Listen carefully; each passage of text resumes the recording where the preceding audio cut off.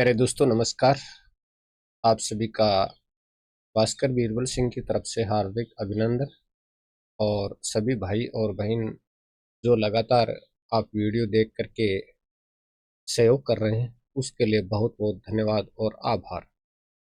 दोस्तों, लगातार आपके सामने कई सालों से हिंदी साहित्य के ये जो प्रश्नोत्तर अपलोड हो रहे हैं और उनसे बहुत से साथियों ने लाभ भी प्राप्त किया है, सरकारी सेवा में भी चयन में गए हैं। दोस्तों, अगर हम तैयारी करते हैं तो हमें संपूर्ण तैयारी की तरफ ध्यान देना चाहिए। लेकिन अक्सर देखने में ये आता है दोस्तों कि कोई 40 सेकंड देखता है, कोई 1 मिनट देखता है, कोई 1.5 मिनट में वीडियो देखकर छोड़ देता है। दोस्तों, जुड़ना है या देखना है तो संपूर्ण तैयारी की तरफ हमें बढ़ना चाहिए, क्योंकि सिर्फ वीडियो को प्ले करके वापस हटने से कोई तैयारी नहीं होती है। हमें हर प्रश्न को बड़ी बारीकी से पढ़ना चाहिए और पूरा ध्यान देकर पढ़ना चाहिए। हर प्रश्न अपने आप में महत्वपूर्ण होता है और हर प्रश्न ही मोस्ट होता है। पता नहीं एग्जामिनर कब कौन सा प्रश्न पूछ ले, और जिसको हम एक तरह से इग्नोर करते हैं वो प्रश्न आमतौर पर परीक्षा में ज्यादा आता है। ये देखने में आप महसूस करोगे। तो दोस्तों, जब तैयारी करें तो संपूर्ण तैयारी करें। चाहे मेरा वीडियो हो चाहे और किसी का वीडियो हो, वीडियो अगर देखने लगे तो पूरा देखें। भाई पूरा देखोगे तो उस विषय का या उस चीज का जो भी आपके सामने प्रस्तुत की जा रही है उसका पूरा लाभ आपको मिलेगा। लेकिन बहुत से साथी तो बस देखते हैं कि इसमें क्या है, अब प्रश्न दिखाई दें तो भाई उनका माथा काम नहीं करता है, इसलिए वो दूर हट जाते हैं। इंटरटेनमेंट तो यहाँ नहीं मिलेगा मेरे भाई। चलिए पढ़ते हैं। इलाचंद्र जोशी के मनोविश्लेषणात्मक उपन्यासों के नाम बताइए। मनोविश्लेषण, मन का विश्लेषण करने वाले उपन्यासों के नाम बताइए। मन का विश्लेषण करने वाले उपन्यास है सन्यासी, और इसका प्रकाशन हुआ था 1941 में। सन्यासी का प्रकाशन 1941। अगला है पर्दे की रानी, और इसका प्रकाशन हुआ था 1941 में। पर्दे की रानी का प्रकाशन हुआ, ये भी मनोविश्लेषणात्मक उपन्यास है। नेक्स्ट, प्रेत और छाया, और इसका प्रकाशन हुआ था 1946 में। ये भी मनोविश्लेषणात्मक उपन्यास है। निर्वसित, इसका प्रकाशन 1946 में, मनोविश्लेषणात्मक उपन्यास है। और उसके बाद चलते हैं मुक्ति पथ की तरफ, और इसका प्रकाशन 1950, और ये भी मनोविश्लेषणात्मक उपन्यास है। नेक्स्ट, जिप्सी, इसका प्रकाशन 1955, और ये भी मनोविश्लेषणात्मक उपन्यास है इलाचंद्र जोशी का। और जहाज का पंछी, इसका प्रकाशन हुआ था 1955 में, मनोविश्लेषणात्मक उपन्यास।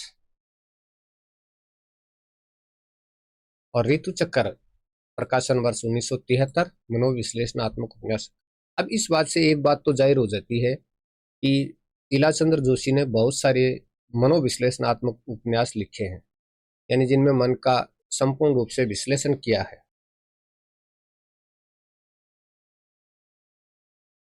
भूत का भविष्य, और इसका प्रकाशन वर्ष 1973। अमृतलाल नागर के उपन्यासों के नाम बताइए। अमृतलाल नागर, ये भी काफी प्रसिद्ध उपन्यासकार थे अमृतलाल नागर जी भी। और इनके उपन्यास कौन कौन से हैं तो देखते हैं। देखिए कौन कौन से उपन्यास हैं। महाकाल इनका प्रसिद्ध उपन्यास है। तो महाकाल जो उपन्यास है अमृतलाल नागर का, ये काफी प्रसिद्ध उपन्यास है। बूंद और समुद्र, ये भी प्रसिद्ध उपन्यास की श्रेणी में आता है। बूंद और समुद्र अमृतलाल नागर जी का। अमृत और विष, अमृतलाल नागर जी का उपन्यास। शतरंज के मोरे, इसके बाद है सुहाग के नूपुर, अमृतलाल नागर का प्रसिद्ध उपन्यास। मानस कांस, ये सबसे प्रसिद्ध उपन्यास है। मानस कांस है वो सबसे प्रसिद्ध उपन्यास है। गोस्वामी तुलसीदास जी का एक तरह से जीवन वृत्तांत प्रस्तुत किया गया है इसमें। नवाबी मसनद, और इसके बाद है सेठ बांकेमल,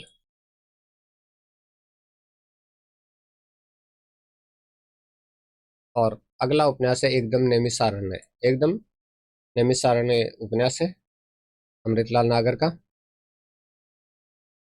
उपेंद्र नाथ अशक की गिरती दीवारें के कितने खंड हैं? उपेंद्र नाथ अशक का उपन्यास है गिरती दीवारें, और उसके कितने खंड हैं? भाई कितने खंड हैं?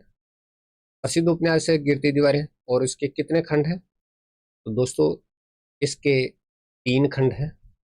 आप ये ध्यान रखिए। शहर में घूमता है आईना, और एक नन्ही कंदील, यानी दूसरा खंड है शहर में घूमता आईना, और तीसरा खंड है एक नन्ही कंदील, और पहला खंड खुद गिरती दीवारें। ठीक है, गिरती दीवारें, दूसरा खंड शहर में घूमता आईना, तीसरा एक नन्ही कंदील, ये 3 खंड हैं इसके। उपेंद्र नाथ अशक के गरम राख नामक उपन्यास का प्रकाशन वर्ष कौन सा है? उपेंद्र नाथ अशक का उपन्यास है जिसका नाम है गरम राख, और उसका प्रकाशन वर्ष कौन सा है, कब वो प्रकाशित हुआ था? तो गरम राख, राख तो भाई गर्म ही होती है, तो ये 1952 में इसका प्रकाशन हुआ था। ठीक है। बड़ी बड़ी आंखें उपन्यास कब प्रकाशित हुआ? बड़ी बड़ी आंखें उपन्यास है, उसका प्रकाशन वर्ष कौन सा है? बड़ी बड़ी आंखें उपन्यास है, वो कब प्रकाशित हुआ था? बताइए, देखें, सन आपके सामने नीचे आ रहा है। उपेंद्र नाथ अशक का ये उपन्यास है, और 1954 में इसका प्रकाशन हुआ था। बड़ी बड़ी आंखें उपन्यास है, और इसका प्रकाशन वर्ष 1954 में उपेंद्र नाथ अशक का उपन्यास है। पत्थर अल पत्थर उपन्यास का प्रकाशन वर्ष कौन सा है? पत्थर अल पत्थर उपन्यास है, और इसका प्रकाशन वर्ष कौन सा है? पत्थर अल पत्थर। देखिए दोस्तों, काफी प्रश्नों को जूम कर रखा है ताकि आप लोगों को देखने में बहुत आसानी रहे, मोबाइल की स्क्रीन पर आसानी से ये दिख जाए, कोई ज्यादा आंखों को जोर न देना पड़े। तो पत्थर अल पत्थर उपन्यास का प्रकाशन वर्ष कौन सा है? तो इसका प्रकाशन वर्ष है 1957, और इसके रचनाकार हैं उपेंद्र नाथ अशक। नेक्स्ट क्वेश्चन, हिंदी साहित्य का इतिहास। हिंदी साहित्य का आलोचनात्मक इतिहास कब प्रकाशित हुआ? बहुत ही अच्छा प्रश्न। हिंदी साहित्य का आलोचनात्मक इतिहास का प्रकाशन कब हुआ, यानी कब प्रकाशित हुआ? तो सबसे पहली बात तो यह है कि हिंदी साहित्य का आलोचनात्मक इतिहास पुस्तक है किसकी? तो ये डॉक्टर राम कुमार वर्मा की है, और इसका प्रकाशन वर्ष है 1938 में। 1938 में। अगला है, हिंदी साहित्य का वैज्ञानिक इतिहास ग्रंथ की रचना किसने की? ये आपके सामने बहुत ही शानदार प्रश्न है। हिंदी साहित्य का वैज्ञानिक इतिहास ग्रंथ की रचना किसने की थी? तो रचना किसने की? बहुत ही अच्छा प्रश्न। और इसकी रचना करने वाले थे डॉक्टर गणपति चंद्र गुप्त ने की थी हिंदी साहित्य का वैज्ञानिक इतिहास की। अगला प्रश्न अपनी स्क्रीन पर आ रहा है, हिंदी साहित्य का अतीत। हिंदी साहित्य का अतीत नामक ग्रंथ की रचना किसने की? हिंदी साहित्य का अतीत नामक ग्रंथ की रचना किसने की थी? ठीक है, तो इस ग्रंथ की रचना करने वाले थे आचार्य विश्वनाथ प्रसाद मिश्र ने की थी हिंदी साहित्य का अतीत। आचार्य विश्वनाथ प्रसाद मिश्र ने इसकी रचना की थी। ठीक है, हिंदी साहित्य का अतीत नाम के ग्रंथ की रचना। चलो जी, डॉक्टर जॉर्ज ग्रेसन ने the modern vernacular literature of Hindustan, तो the modern vernacular literature of Hindustan, और ये डॉक्टर जॉर्ज ग्रेसन की पुस्तक है। लिटरेचर ऑफ हिंदुस्तान की रचना कब की? तो हिंदुस्तान की रचना कब की थी? तो सन 1888 में इसका प्रकाशन हुआ था। लिखा कब ये बात अलग है, लेकिन प्रकाशन होता है वही रचना काल माना जाता है। तो 1888 में इसका प्रकाशन हुआ था। नेक्स्ट है, इस लेखक के हिंदी साहित्य के इतिहास ग्रंथ में पहली बार काल विभाजन का वैज्ञानिक प्रयास हुआ, यानी कौन सा हिंदी साहित्य का इतिहास लेखक था और उनके इतिहास ग्रंथ में काल विभाजन का पहली बार वैज्ञानिक प्रयास हुआ था, यानी वैज्ञानिक दृष्टि से काल विभाजन करने का प्रयास किया गया। तो इसका उत्तर है डॉक्टर जॉर्ज ग्रेसन के इतिहास ग्रंथ में। तो डॉक्टर जॉर्ज ग्रेसन का जो इतिहास ग्रंथ था उसमें पहली बार काल विभाजन का वैज्ञानिक प्रयास किया गया था। नेक्स्ट, मिस्र बंधु विनोद में कितने हजार कवियों का परिचय दिया गया है? तो मिस्र बंधु विनोद में कितने हजार कवियों का परिचय दिया गया है? कितने हजार कवियों का परिचय दिया गया भाई? मिस्र बंधु विनोद बहुत बड़ा ग्रंथ, और कितने हजार कवि हैं? एक दो नहीं, कितने हजार कवि हैं? तो ये है 5,000 कवियों का परिचय इसमें दिया गया है, 5,000 कवियों। हिंदी साहित्य का विवेचनात्मक इतिहास। हिंदी साहित्य का विवेचनात्मक इतिहास किसने लिखा?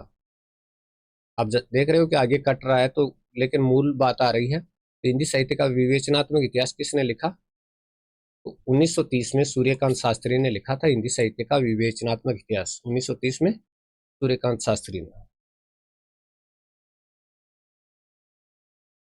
और ये देखिए, ये आप देखिए, गारसा दोतासी ने इस्तवार द ला लिटरेचर हिंदुस्तानी का हिंदुस्तानी तानी है ये, तो इसको तानी कर देते हैं। और भी बहुत सी क्वेश्चन में डॉट डॉट लगे।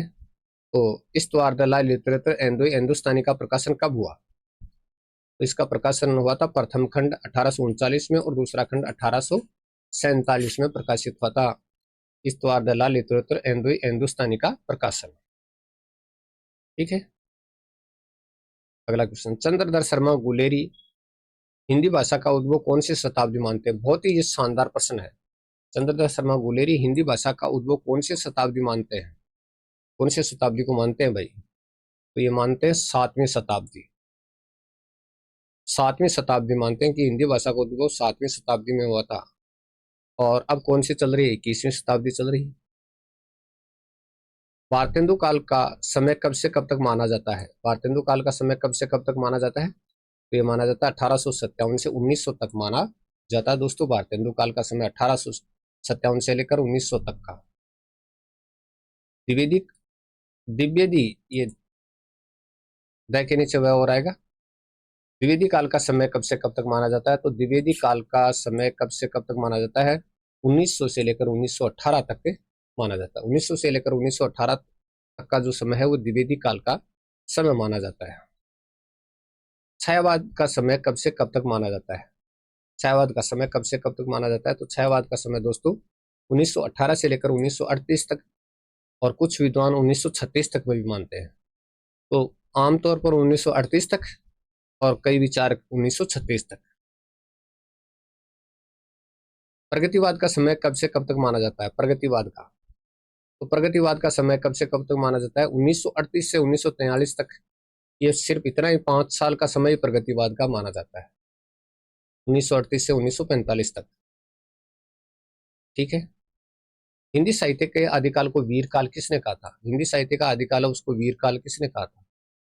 तो वीरकाल कहा था दोस्तों आचार्य विश्वनाथ प्रसाद मिश्र ने। हिंदी साहित्य का आदिकाल को वीरकाल कहा था आचार्य विश्वनाथ प्रसाद मिश्र ने। ठीक है, तो दोस्तों आज का ये वीडियो छोटा सा था, आपको कैसा लगा? अच्छा लगा तो आप अपने दोस्तों तक शेयर करें और कमेंट जरूर करें दोस्तों, इससे जुड़ने का मौका मिलता है। यार भाई दोस्तों, आदमी एक दूसरे से जुड़ने के लिए, संवाद करने के लिए ही तो तरसता है भाई। हम एक दूसरे से जुड़े रहें, संवाद करते रहें, यही तो एक अभिलाषा होती है। तो आप कमेंट करते रहिए दोस्तों, कमेंटों में कंजूसी न करें, कम से कम अभिवादन के तौर पर नमस्कार ही करिए कीजिएगा। बाकी आपकी इच्छा है। बहुत बहुत धन्यवाद आपका।